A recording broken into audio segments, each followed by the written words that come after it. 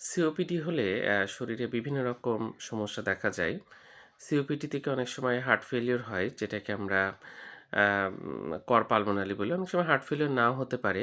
এটা right ventricle যেটা হার্টের একটা অংশ, সেটা বড় হয়ে যেতে পারে এবং হার্ট ফেলিউর থাকতেও পারে, নাও থাকতে পারে। এটা সিওপিডিতে দেখা যায়। এছাড়া সিওপিডিতে আমরা একটা জিনিস দেখতে পাই, সেটা হচ্ছে ওয়েট লস। ওজন কমে যেতে থাকে এবং অস্টিওপোরোসিস, হাড় ক্ষয়ে যেতে থাকে, সেটাও দেখতে পাওয়া যায়। অনেক সময় ইডেমা হয় সিওপিডি রোগীদের ক্ষেত্রে, সেটা আমরা দেখতে পাই। সিওপিডির প্রধান কারণ হচ্ছে ধূমপান এবং বায়ু দূষণ। এগুলোর কারণে কিন্তু সিওপিডি রোগী প্রচুর এখন। হসপিটালে গেলেই সিওপিডি রোগী থাকে এবং তারা কিন্তু ভালোই কষ্ট পায়।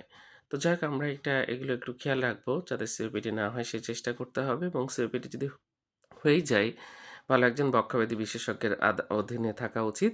তিনি যেভাবে আপনাকে গাইড করে আপনি সেভাবে চলাফেরা করবেন।